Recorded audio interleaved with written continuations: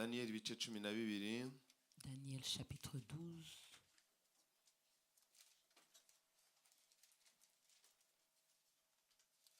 n'umurongo wa 8 kugeza ku murongo wa 10. du 8e au 10e verset.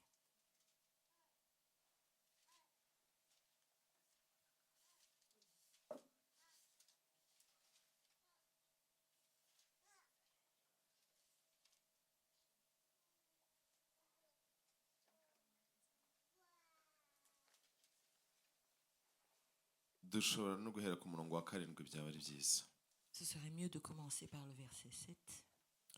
Mbona wa mugabo wari wambaye umwenda w'igitare wari hejuru y'amazi y'uruzi atunga ukuboko kw'iburyo n'ukw'ibumoso kw'ijuru, numva arahira ihoraho iteka ryose ngo bizamara igihe n'ibihe n'igice cy'igihe, kandi ati nibamara kumenagura imbaraga z'abera ibyo byose bizahera ko birangire.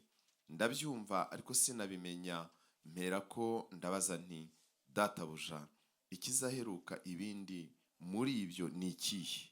Aransubiza ati igendere Daniel, kuko ayo magambo ahishwe kandi afatanishijwe ikimenyetso kugeza igihe cy'imperuka. Benshi bazatunganywa, bazezwa, bazacishwa mu ruganda, ariko ababi bazakomeza gukora ibibi, kandi nta n'umwe muri bo uzayamenya, ariko abanyabwenge bazayamenya. Amen. Amen, amen. Verset 7. Et j'entendis l'homme vêtu de lin qui se tenait au-dessus des eaux du fleuve. Il leva vers les cieux sa main droite et sa main gauche, et il jura par celui qui vit éternellement que ce sera dans un temps, des temps et la moitié d'un temps, et que toutes ces choses finiront quand la force du peuple saint sera entièrement brisée. J'entendis, mais je ne compris pas. Et je dis, mon Seigneur, quelle sera l'issue de ces choses? Il répondit, va Daniel, car ces paroles seront tenues secrètes et scellées jusqu'au temps de la fin.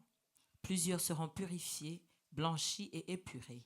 Les méchants feront le mal et aucun des méchants ne comprendra, mais ceux qui auront de l'intelligence comprendront. Amen. Aha Daniel yari arimo abwirwa iby'iminsi y'imperuka. On parlait à Daniel concernant la fin des temps. Twarangije gusoma funga Bibiliya urebe hano gatoya nkubwire. Je voudrais que vous portiez attention à ce que je dis. Aha Daniel yari ariho abwirwa iby'iminsi y'imperuka, On a adressé à Daniel concernant la fin des temps, ariko agira n'amatsiko yifuza kubaza ibyo ari byo. il était curieux de savoir l'issue de ces choses. Yari arimo asobanuza iby'iki gihe turimo. Et Daniel voulait comprendre ce qui concerne les temps présents. Imana uhereye kera yifuje kubana n'abantu no kuganira n'abantu, Depuis l'ancien temps, Dieu a toujours désiré de vivre et de communier avec son no peuple kubatunganya rwose. et de les purifier aussi. Ariko Imana niba hari igihe yigeze ibadesi cyangwa se kwicuza, byigeze bibaho inshuro nyinshi Imana ikicuza ndetse ikanavuga ngo nicujije icyatumye ndema umuntu. Mais plusieurs fois, l'homme s'est toujours rebellé contre Dieu et Dieu était dans le regret d'avoir créé l'homme. Ariko igihe cyaje kugera Imana yohereza umucunguzi Mais le temps est venu où Dieu a envoyé le Christ Sauveur kugira ngo yemeze imitima yacu, pour qu'il puisse convaincre nos cœurs, kugira ngo abazamwizera bose bazakizwe kubwe. pour que ceux qui vont croire en l'œuvre de Jésus soient sauvés par lui. Izo mbabazi twagiriwe Et cette miséricorde, cette grâce qu'on a Daniel eue, yifuzaga kuzirebaho no gusobanukirwa ibyazo. Daniel était curieux de voir ce qu'il en est. Icya kabiri akifuza kumenya aba bantu bo bizagenda Et bite. deuxièmement, il voulait savoir ce qui va se passer au temps messianique. Uwamwerekaga iryo yerekwa Et l'homme qui lui montrait cette vision, aramubwira ngo igendere Daniel, il lui a dit, va Daniel, genda uzahagarara mu kibanza cyawe neza, va te tenir dans ta place. uzaguma wimerererwe neza. Toi, tu vas rester comme Ariko tu es. ayo magambo akomeye wifuza kumenya arahishwe, Mais ces choses sont encore tenues secrètes afatanishijwe ikimenyetso, et sont scellées. nta muntu wapfa kuyamenya. Personne ne peut le comprendre de ton Icyakora temps. abanyabwenge bazayamenya. Mais les intelligents comprendront. Iyo ni isezerano rya kera igitabo cya Daniyeli. C'est transcrit dans l'Ancien Testament. Nyuma rero iki gitabo cyaje gukingurwa. Après alors ces choses ont été, le sceau a été brisé. Gikingurwa gikomerezaho ari ibyahishuwe. Et à la fin le livre est comme suivi par l'Apocalypse. Ntabwo kigifatanishijwe ibimenyetso. Ce n'est plus scellé par un sceau. Kuwaje nyuma ngo yafashe yamenaguye ibimenyetso byari bigifatanije. Parce que celui qui est venu, il a brisé les sceaux qui kugira ngo tubashe kumva pour que ibivugwamo. nous puissions comprendre Ariko l'écriture. ijambo riravuga ngo ababimenya ni abanyabwenge. Mais la parole vient de dire que ceux qui sont intelligents vont comprendre. Abanyabwenge ni bande? Alors qui est intelligent? Abanyabwenge bavugwa hano ni bande? De quel homme intelligent on parle ici? Mu gihe Yesu yavukaga mu isi yari irimo abanyabwenge. Quand Jésus est né sur terre, le monde était rempli d'hommes Ariko intelligents. tubona batatu gusa. Mais Aribo nous bamenye ko Yesu yaje. Mais nous voyons qu'il n'y a eu que 3 sages qui ont compris Kandi bari bavuye ahantu kure. et ils venaient de loin. N'uyu munsi haracyariho batatu gusa. Isi yuzuye abantu. Le monde est rempli de gens, mais il n'y a que peu qui peuvent comprendre la Ushobora venue gusanga de no mu Christ. itorero abantu bicayemo ariko abanyabwenge ari bake. Ça peut arriver que dans l'assemblée, il y ait beaucoup de gens, mais les sages sont moins Abumva nombreux. imvugo y'Imana mu rusengero ari bake. Mais ceux qui arrivent à comprendre le langage de Dieu Abumva au icyo sein de umwuka w'Imana l'assemblée, avuga ari bake. ceux qui peuvent comprendre ce que l'Esprit explique, Abumva Imana mu rusengero ari bake. Abandi baje kumva cyangwa bicaranye na bene wabo gusa. ceux qui sont capables de comprendre, d'être sensibles à l'action du Saint-Esprit. Imana ibwira Daniyeli ngo igendere wicecekere. Et Dieu dit à Daniel, va Daniel. Abantu benshi bazabyumva ariko ntibazabimenya. Beaucoup de gens vont entendre, mais ils ne vont pas comprendre. Bazaba barimo babyumva. Ils vont entendre. Abandi babivuga. Mais les autres aussi vont Ariko parler, ntibazigera babimenya. mais ils ne vont pas comprendre. Ariko abanyabwenge Mais ceux qui sont sages bazabimenya. comprendront. Ngo kandi icyo gihe Et à ce ababi moment-là, bazakomeza kuba babi. ceux qui font le mal continuent à faire le mal. Bazajya babwiriza baririmbe bakora umurimo ariko ari babi. Ils vont continuer à prêcher, à chanter, à agir, mais Bazakomeza restant kujya mu méchants. nsengero ariko ari babi. Ils vont continuer à aller dans les réunions de prière, mais continueront aussi à être méchants. Ngo ariko abeza nta kibazo bazagira. Abanyabwenge nta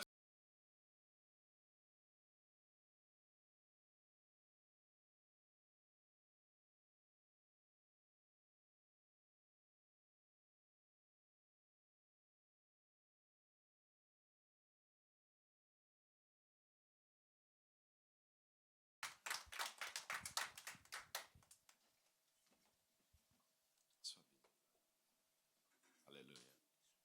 Imana igumisha. Haleluya. Mwami turagushimiye. Vugana natwe.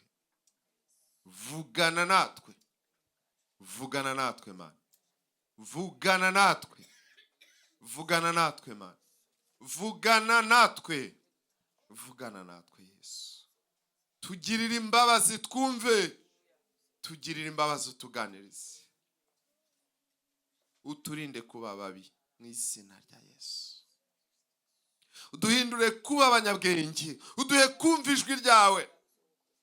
Two guterana gusa tumeze nk'abatera waraza. Oya uvuge natwe turumva. Uri Imana iteye ubwoba.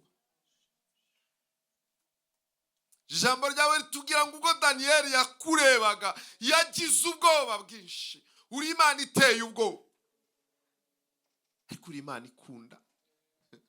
Uri Imana y'imbabazi. Uri Imana yadupfiriye ikanatuzukira ikanakingura imitima yacu. Twebwe nta na kimwe twakora cyangwa twakoze. Gusa turakwihaye ngo wiheshe icyubahiro. Tugushimiye umukozi wawe uhagararanye natwe. Wagize neza kumutwoherereza. Reka urukundo rwawe, ubwiza bwawe ubikoreshe umugaragu wawe. Ndagushimiye Mwami ko wabonye ko uyu mukozi wawe dukwiye kongera kubonana. Wanejeje umutima wanjye niyabera wampaye gukorana nabo umurimo wawe. Icyubahiro ni cyawe. Mu izina ryawe Yesu. Amen.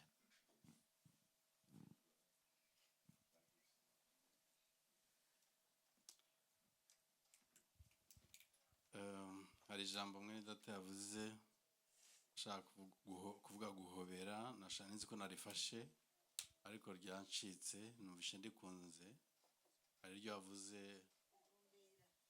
bwira mugenzi wawe gutyo yego yego ni ijambo ryiza cyane.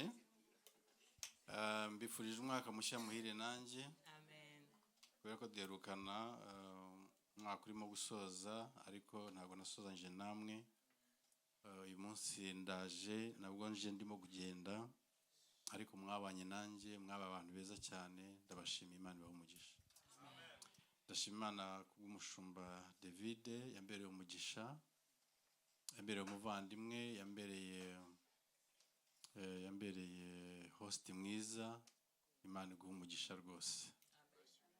Ibyifuzwa umuntu ageze mu gihugu ari umushyitsi byose narabibonye, yaba ari ibyo kureba, yaba ari ibyo gutunga ubuzima bwa buri munsi. Yambereye umugabo mwiza cyane.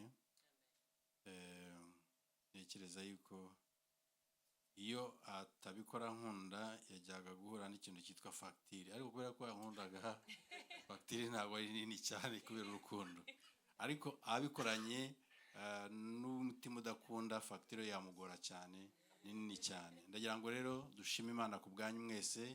Imana ibahe umugisha mwinshi cyane. Itorero mwarakoze, Imana ibahe umugisha. Amen. Ndaza gusoma ibyanditswe nka bitatu nihuta, ariko umusomyi mwiza hano numvise musoma neza yansomera kugira ngo twihute. Ndashaka kuvuga no makuru mushumba amaye n'umwanya, reka mukoreshe neza tugane ijambo ry'Imana. Abadukurikirana online, Imana ibahe umugisha. Amazina yababwiye nitwa Muhirwe Emmanuel, nturuka mu Rwanda, niho nshumbye itorero ryitwa Healing Center riri Remera inyuma ya gare. Abatuye mu Burayi n'ahandi hirya no hino muri Remera hafi na gare mwahabona. Umushumba mukuru w'iryo torero yitwa Ntayomba Emmanuel, nawe turamushuhuje. Imana imuhe umugisha hamwe n'itorero. Imana ibagire neza. Somera Rusi igice cya 2 umurongo wa 19 kugeza kuri 20 gusa, hanyuma wihute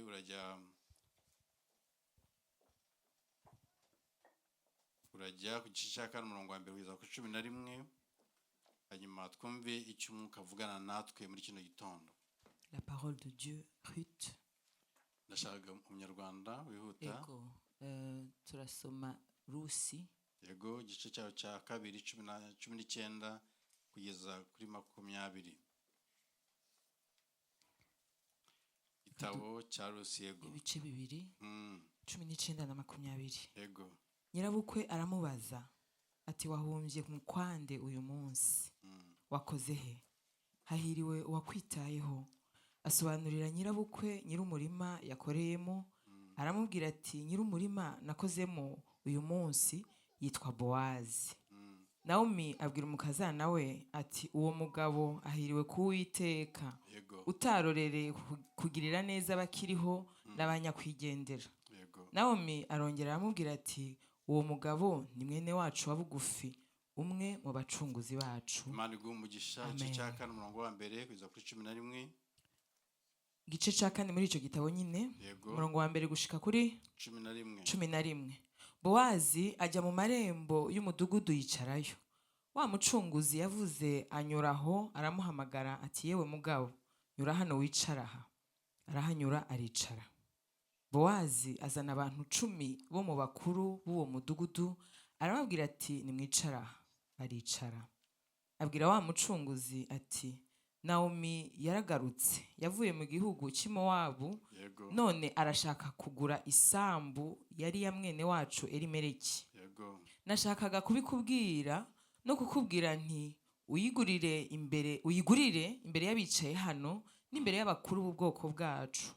Nushaka kuyicungura uyicungure, nutabishaka mbwira mbimenye, kuko ari nta wundi wayicungura utari wowe nanjye ugukurikiye. Aramusubiza ati, ndayicungura.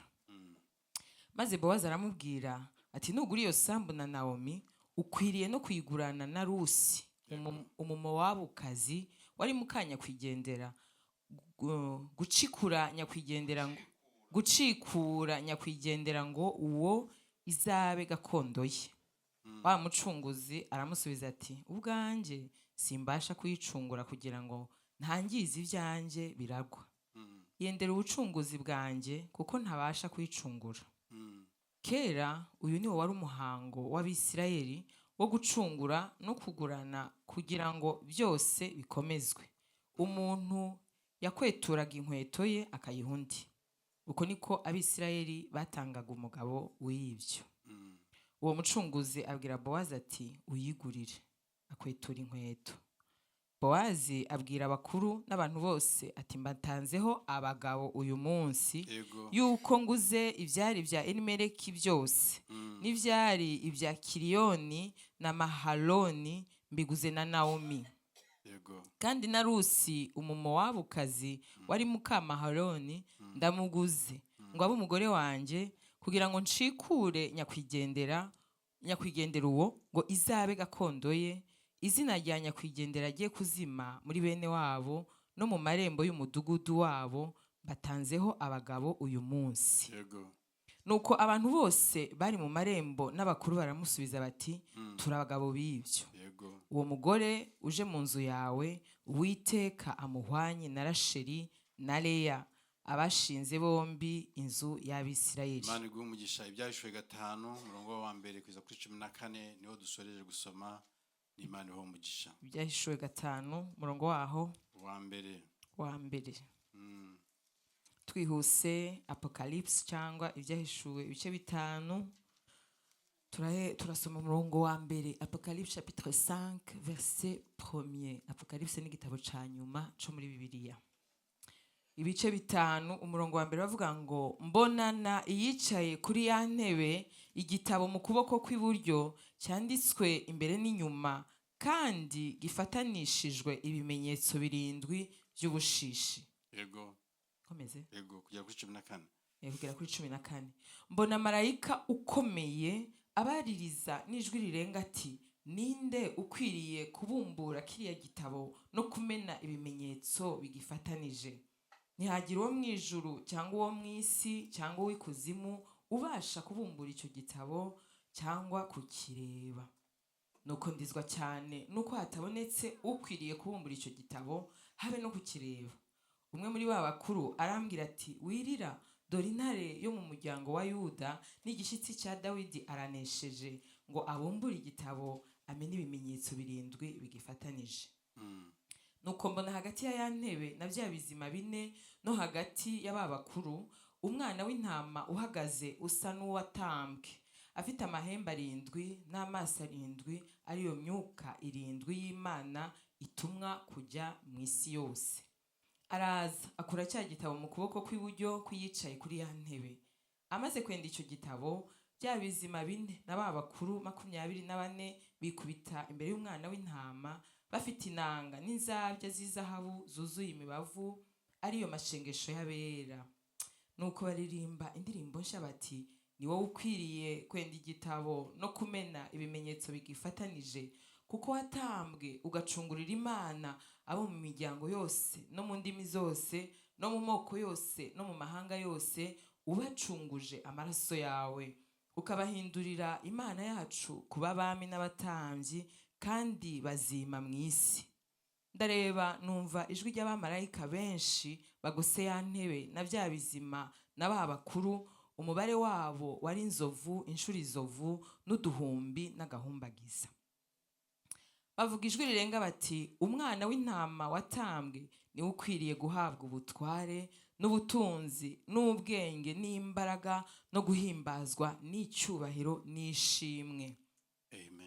Nuko numva ibyaremye byose byo mu ijuru no mu isi n'ikuzimu no mu nyanja n'ibibirimo byose bivuga biti ishimwe no guhimbazwa n'icyubahiro n'ubutware bibe ibyiyicaye ku ntebe n'iby'umwana w'intama iteka ryose. Nuko bya bizima 4 birikiriza biti amen. Ba bakuru bikubita hasi baramya ihoraho iteka ryose. Imana iguhe umugisha. Amen. Amen. Imana ibahe umugisha. Amen. Nifuje gusoma bino byanditswe kandi tukabisoma neza. Mushumba Imana iguhe umugisha. J'ai voulu lire toutes ces écritures. hari igihe dusoma umurongo twihuta tukavuga ariko mu by'ukuri abantu bakagira ngo turavuga ibyacu. Des fois, nous prenons des versets et les gens pensent que nous annonçons nos idées, nos pensées. navuze rero ngo reka nsome bino byanditswe J'ai choisi de lire. ninabura n'umwanya muremure wo gusobanura umwuka arabasobanurira. Si je ne prends pas beaucoup de temps pour expliquer, au moins l'Esprit de Dieu va expliquer ce que nous allons dire. ariko tubonye inama ebyiri zabaye. Mais nous venons de voir deux types de réunions. inama ya mbere tuyibonye mu gitabo cya Rusi. Le premier type de réunion se trouve dans le livre de Ruth. iyo usomye igitabo cya Rusi Quand tu lis le livre de Ruth, hatangira havuga cyangwa se mu gice cya kabiri bavuga ngo nuko Nawomi yari afite mwene wabo w'umugabo we umuntu ukomeye kandi wabugufi cyane w'umutunzi witwaga Bowazi. la parole de Dieu nous dit que Naomi avait un beau-frère qui était puissant et riche, qui s'appelait ariko Boaz. isoma inkuru za Rusi Et quand je lis l'histoire de Ruth, Bibiliya igaragaza yuko mu gihe cy'abacamanza la Bible nous montre que dans le temps des juges, cyangwa iminsi y'abacamanza ou le temps des juges, umugabo witwa Elimeleki un homme qui s'appelait Elimelech, yarahunze ava i Betelehemu ajya iwabo kubera inzara yari iriyo. il a dû emménager à Moab parce qu'il y avait la famine. ajyana n'umugore witwa Nawomi n'abahungu be babiri. Il est parti avec sa femme Naomi et ses deux fils. umuhungu umwe yitwaga Mahaloni undi yitwa Tirihoni. Un des fils s'appelait Mahalon et l'autre Tilon. bagezeyo barashaka. Ils se sont mariés à Moab nyuma y'imyaka 10 et 10 ans après, Elimeleki ayitaba Imana, Elimelech est décédé abahungu be nabo barapfa. et ses fils aussi. ntabwo nzi indwara yabagiyemo, Je ne sais pas de quelle mort ils sont morts. ntabwo ndayimenya, ntabwo ndayisoma, ngira ngo wenda mwarayibonye, ariko niba ari covid niba ari iki ariko barapfuye. Je ne sais pas quelle maladie les a tués, mais ce que je sais, c'est qu'ils sont uwitwa morts. Nawomi aherako amenya yuko iwabo ngo Imana yabagendereye. Et après, Naomi a compris que Dieu a visité Bethléem. arangije abwira abakazana aravuga ngo nimusubire mu nzu za banyoko nanjye ndagiye iwacu. Il a dit à ses belles-filles, rentrez chez vos familles, moi je retourne chez baramubwira moi. ngo turajyana. Et les belles-filles voulaient rester avec Naomi. ababwiza ukuri kose aravuga ngo rero nimutahe musubire mu mazu yanyu, dore ndakecuye, yewe naho naba ntakecuye sinabyara ngo mubone umugabo wazabashaka. Il a essayé de les convaincre en disant, je n'ai pas d'enfant et même si j'en avais, il serait très jeune pour vous, rentrer chez vous et moi j'y vais chez Bibiliya vous. avuga ngo nuko uwitwa Orupa ayumva rwose birakwiriye ngo aritahira nta kundi. Et la Bible nous dit que Orpa a choisi de partir chez elle. Rusi aravuga ngo nukuri nzagendana nawe, Mais Ruth a voulu rester avec nzabana Naomi. nawe, Je resterai avec Imana toi. yawe izaba Imana Ton yanjye, Dieu sera mon Dieu. ubwoko bwawe buzaba ubwoko Ton bwanjye, peuple sera mon peuple. aho uzaba nanjye niho nzaba. J'irai là où tu iras. akigerayo rero Et quand ils sont arrivés, ajya guhumba mu murima. il est parti glaner dans un champ.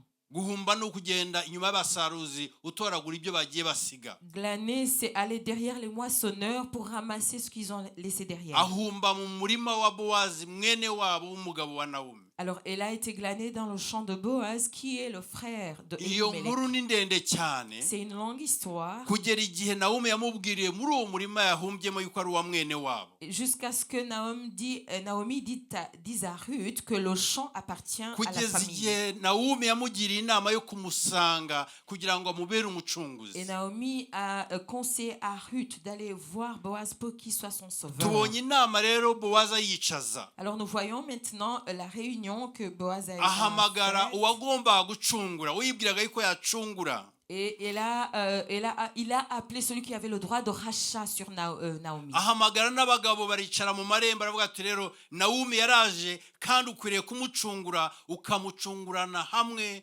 n'umuntu witwa Rusi yazanye. Et il a appelé des hommes pour être témoins du rachat et il a demandé à l'homme de racheter Naomi. mu Bisirayeli wari umuco kugira ngo ucungure nuko wagombaga kuba uri mwene wabo w'uwo muntu ugiye gucungura. En Israël, c'était comme ça que ça se passait. Si tu devais faire un rachat ou un droit d'échange, il fallait y avoir une réunion. icya kabiri nuko wagombaga kuba ufite ubushobozi bwo gucungura ibye. Et pour avoir le droit de rachat, tu devais avoir la capacité. icya gatatu ni uko wagomba kuba ufite n'ubushake bwo Et gucungura. la troisième chose, tu devais avoir la volonté de faire uwo ce babwiye rachat. rero yari afite ubushobozi ariko abura ubushake. Celui qui avait le droit de rachat, il avait la capacité, mais il ne voulait pas. aravuga ngo niba ariko bigenze none ntago ndi bwangize ibyanjye ndimo gucungura Naomi hamwe n'umupfakazi. Il a dit, si c'est comme ça que je dois le faire, je ne vais pas racheter et le champ et la femme. uyu munsi ndagira ngo mbabwire yuko natwe twabonye umucunguzi. hari inama yagaragaye mu byahishuwe, nanone hicajwe abagabo bakomeye bashaka uwacungura. Alléluia. Je voulais vous dire aujourd'hui que nous aussi, nous avons eu un rédempteur et il y a eu une réunion dans le ciel et Dieu a fait asseoir les hommes. uyu mucunguzi wo kwa Bowazi yaravuze ngo ntabwo ndi bucungure, ntabwo ndi bubikore, ntabwo ndi bwangize ubutunzi bwanjye kubera gucungura uno muryango. Celui qui avait le droit de rachat a dit à Boaz qu'il ne voulait pas, il n'a pas voulu donner sa richesse pour racheter Naomi et Ruth. hari ibintu bitatu yari yujuje, Il avait trois choses. bibiri ikindi yanga kucyuzuza. Il avait trois droits, mais il a rempli que deux. yari droits. mwene wabo wa bugufi, C'était un parent proche. yari afite ubushobozi, Il avait la capacité, yanga kwangiza mais il ubutunzi. n'a pas voulu dépenser pour Bowazi cela. yari afite ubushobozi, Boaz, il avait la capacité. yari mwene wabo, Il était de la famille. yari afite ubushake. Et il voulait racheter la femme. acungura Naomi n'ibye hamwe na Rusi yo kabyara. Et il a eu le droit de rachat sur Naomi, Ruth et ce qu'ils avaient mu comme champ. ijuru Alléluia. twabonye andi makuru yandi. Nous avons vu l'histoire, ce qui s'est passé dans le ciel. nanone Imana iricara n'ibizima n'abakuru 24. Dieu s'est assis avec les 4 êtres vivants et les 24 sages. inama iraterana. Et il y avait une réunion. wanasifiwe. Alléluia. inama iraterana Il y avait une réunion. ngo nuko mbona yicaye kuri ya ntebe, J'ai vu celui qui est assis sur le trône. ngo ifite igitabo mu kuboko kw'iburyo, Il avait dans la main droite un ngo livre. cyanditseho imbere n'inyuma, Il était écrit en dedans et en ngo dehors. gifatanije ibimenyetso birindwi, Et il était scellé de 7 ngo sceaux. by'ubushishi. 7 sceaux. ngo nuko ngo barabaza ngo ninde wabasha gufata kino gitabo, Et une voix a demandé, ninde wabasha kugifata, qui est digne d'ouvrir le livre? ninde wabasha kukibumbura. Qui est digne d'ouvrir le livre?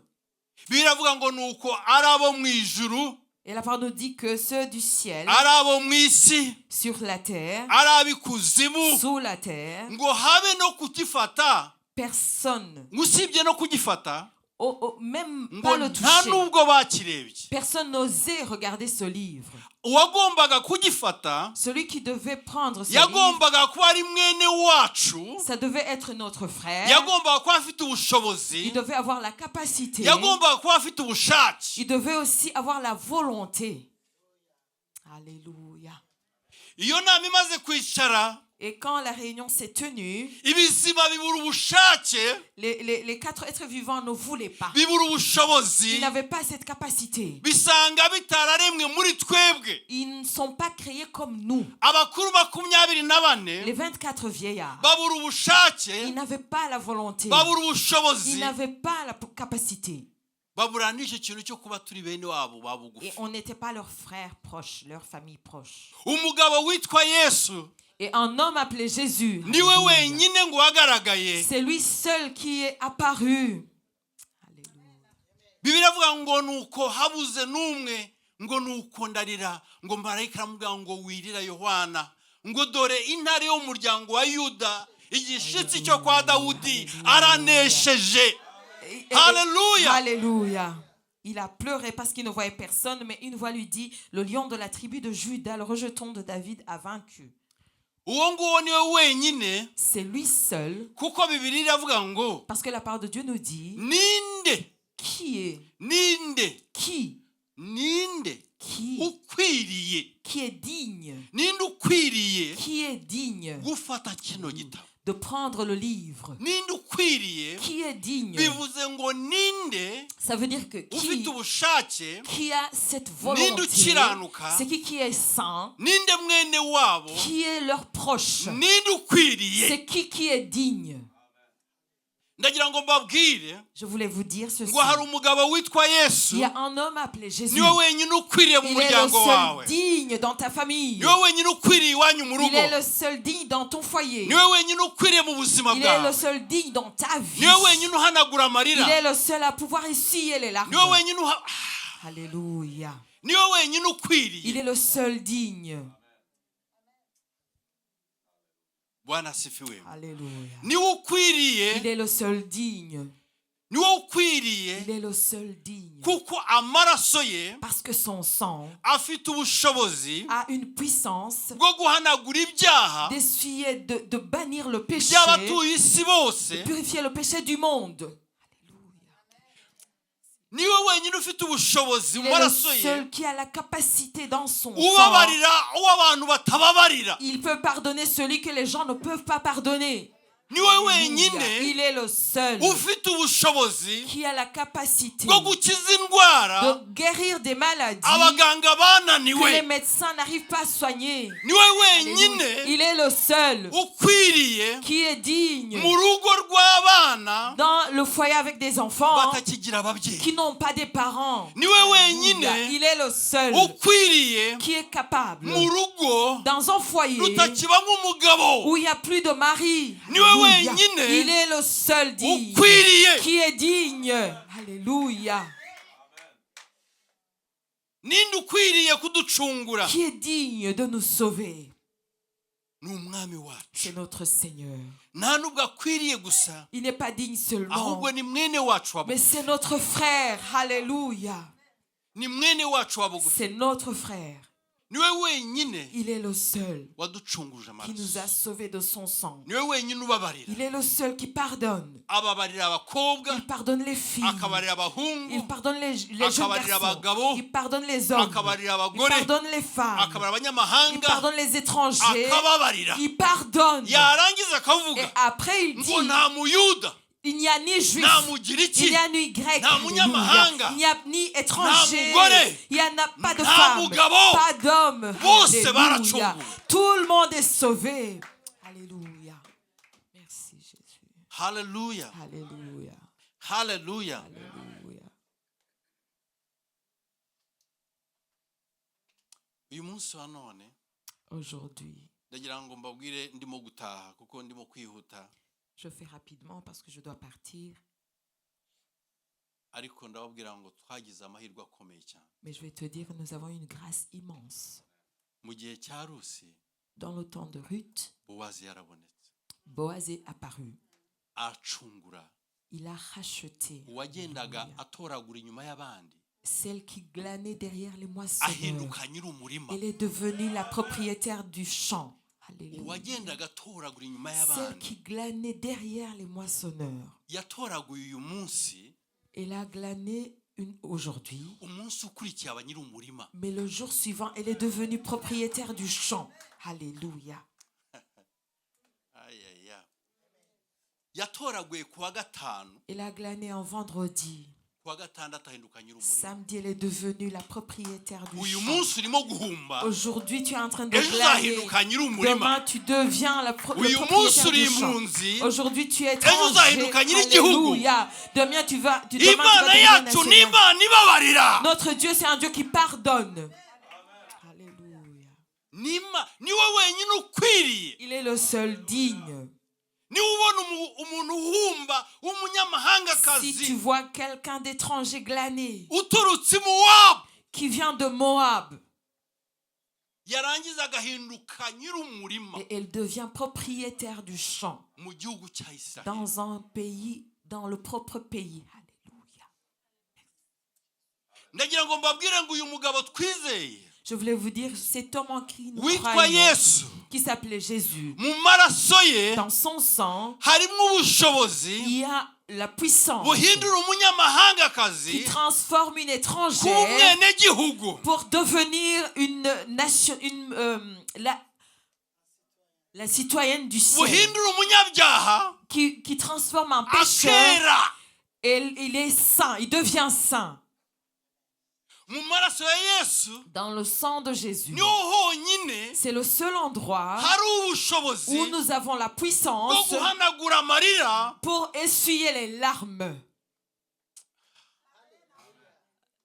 abaganga ntabwo bajya bahanagura amarira Les médecins ne peuvent pas essuyer les larmes. ntabwo babishobora Un médecin ne peut pas le ababyeyi faire. ntabwo bahanagura Les amarira parents n'essuient pas les larmes. ntabwo babishobora Personne ne peut le abagabo faire. ntabwo bahanagura Les amarira maris ne peuvent pas Ntabwo essuyer les larmes. Ils ne babishobora. sont pas abagore capables. ntabwo Ou bahanagura les amarira femmes ne peuvent pas essuyer les Ntabwo larmes. Ils ne sont babishobora. pas capables. ababyeyi Les ntibabishoboye parents ne peuvent pas le faire pour les abana bacu enfants. ntabwo Nos babishoboye enfants ne peuvent pas essuyer nos larmes. iyo tutabarijije baraturiza Si on ne leur fait pas pleurer, c'est eux qui nous font pleurer. ndagira ngo mbabwire ngo ni umugabo umwe Je veux vous dire qu'il y a un seul homme. iyo yaje mu muryango Quand wawe il apparaît dans la famille, ahanagura umugore il essuie les larmes de la agahanagura femme, umugabo, les larmes de l'homme, agahanagura il abana essuie les larmes des enfants.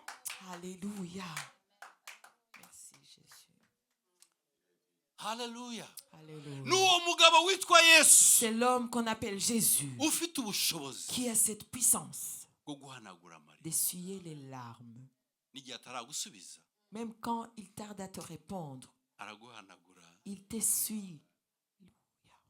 ukaba urimo guseka Tu es en train de rire ataragusubiza alors que tu n'as pas encore reçu ariko arabanza la réponse. kuguhanagura Mais amarira il t'essuie d'abord. mbwira mugenzi wawe Dis à la personne à ngo côté de toi, twabonye umucunguzi nous avons reçu un rédempteur uhanagura amarira qui essuie les larmes, ubabarira ibyaha qui pardonne le péché, ugira imbabazi qui a la grâce. kandi uwo Et mucunguzi ce rédempteur, ni mwene wanyu wa c'est bugufi ton frère proche. Alléluia.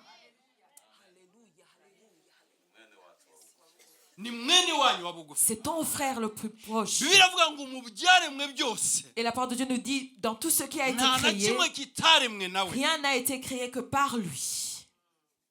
kandi igihe imana yaturemaga Et quand Dieu nous a créés, yaravuze ngo mureke tumurebe mu ishusho et il a dit, yacu créons l'homme en notre image. ni mwene wanyu wa bugufi C'est ton frère le plus proche. Alléluia.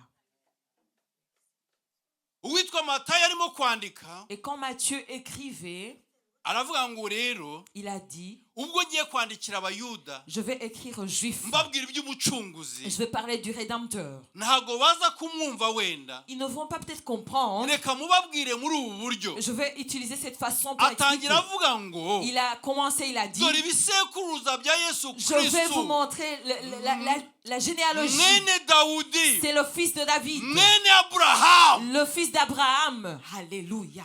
muri make mwene wanyu yaje Votre frère est là. Il yabonetse est apparu. waje kubatabara Il est venu pour vous sauver. imana ihamagara aburahamu Et quand Dieu a appelé Abraham, iramubwira ngo il aburahamu lui dit, Abraham, ngwino genda viens, va, sohoka sors de ta famille. nzaguhindura ubwoko Je ferai de toi une nation. nzakugira ishyanga Je ferai de toi un peuple. muri wowe En toi, niho amahanga yose toutes les nations azahabwa umugisha seront bénies. Alléluia. none yesu aravutse Et Jésus vient de naître, mwene dawudi le fils de David, mwene aburahamu le fils aho d'Abraham, twasezeraniwe là où se trouve notre guhabwa promesse, umugisha que nous serons bénis. Alléluia.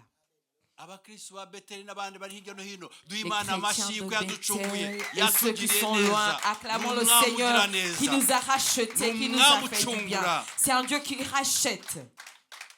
haleluya Alléluia. kubw'iyo mpamvu Pour cette raison, mfite umucunguzi wawe j'ai un rédempteur. kandi mwene wacu Et c'est mon frère. kandi wa bugufi Et il est proche de moi. Alléluia. kandi uyu mucunguzi Et ce rédempteur, mwene wacu mon frère, mwene wanyu ton frère, azahorana nawe il sera toujours avec toi.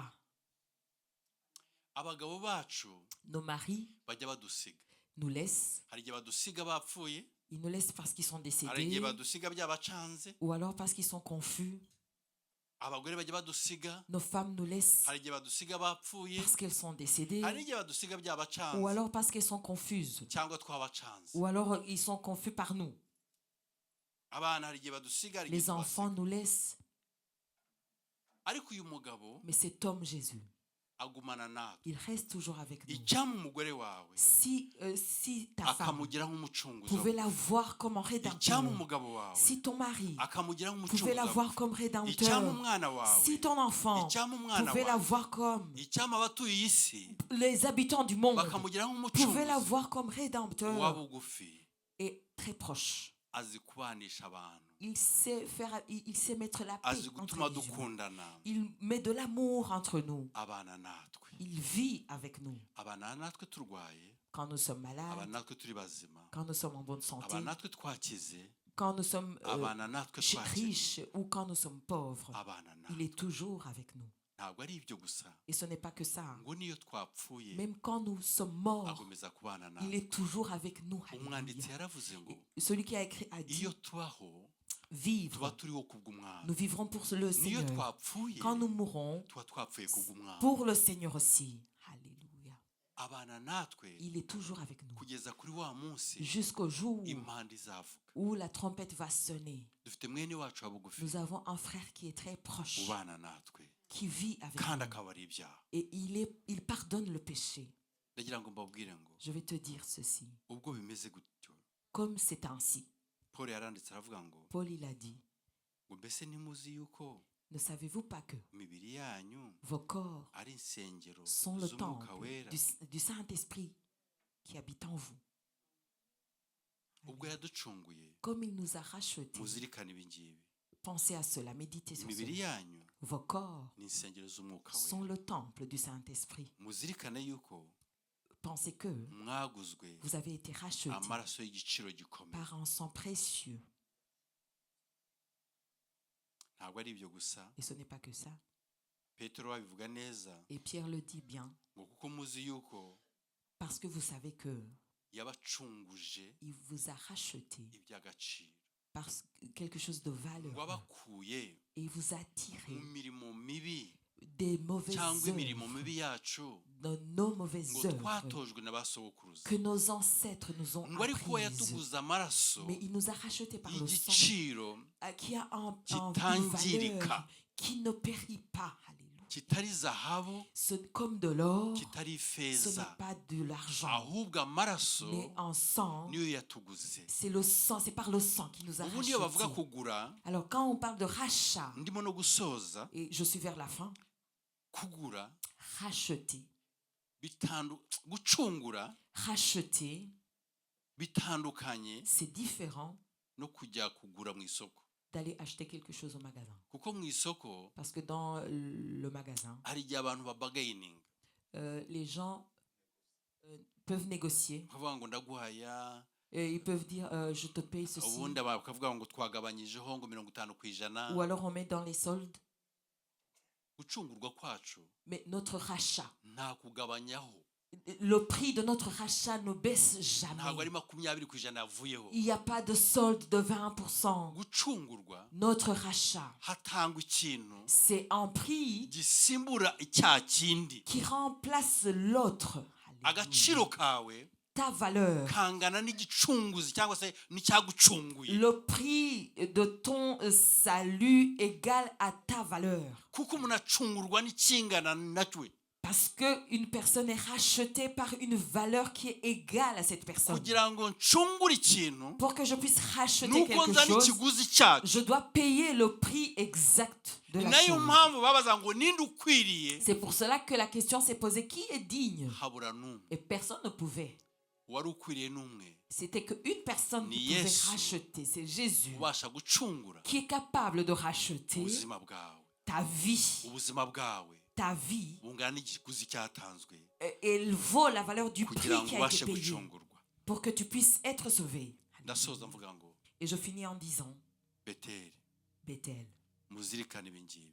rappelez-vous de ces choses. Abadukurikirana Vous qui nous suivez, muzirikane ibi ngibi. rappelez-vous de ces choses. Imana Dieu irabakunda vous a aimé ku rwego rwaho au point yicaje mu ijuru qu'il a réuni kugira ngo ubone umucunguzi. une réunion pour avoir un Uyu sauveur. mucunguzi wabonye Et ce sauveur que tu as ni eu, mwene wanyu wa bugufi, c'est ton frère, ton cohéritier. yatanze ibyo byose Il a tout donné kugira ngo agucunge pour te sauver. yagucunguye umujinya Il t'a sauvé de la colère, ntabwo umujinya kiri ku buzima bwawe la colère sur ta vie. yagucunguye urubanza Il t'a sauvé du jugement. ntabwo urubanza rukikurega Tu n'es plus jugé. uri umwana w'Imana Tu es enfant de Dieu. gusa icyo usabwa ni kimwe Mais il t'est demandé cette chose. ni ukugomeza gutanga ubugingo bwawe n'umubiri wawe ukaba Offre igikoresho ta cy'Imana vie, offre ton corps. amaraso ya Yesu Que le sang de Jésus abeze vous sanctifie, abatunganye qui vous purifie, abagirire neza qui vous fasse du bien. mwene wanyu wa bugufi Ton frère qui est très proche, agukiza indwara qui te guérisse des maladies. mwene wanyu wa bugufi Ton frère le plus proche, agukiza ibyaha qui te sauve du péché. mwene wanyu wa bugufi Ton frère le plus proche, akumara agahinda qui te guérisse du chagrin. mwene wanyu wa bugufi Ton frère le plus proche, akugirire qui te neza fasse du bien. abane nawe Qu'il vive avec toi. agusetse Qu'il te fasse rire. biravuga ngo kuri uwo munsi Et la parole de Dieu dit ce ngo jour, baririmba indirimbo ils nshya ont chanté un chant kuko nouveau. umucunguzi Parce que le yarabonetse Sauveur est apparu. uririmba indirimbo nshya mu buzima Chante un chant bwawe nouveau dans ta vie. mu izina rya Dans le Yesu nom de Jésus. imana ibaha Que umugisha Dieu vous bénisse. imana ibagirire Que Dieu vous neza fasse du bien. amen Alléluia, alléluia.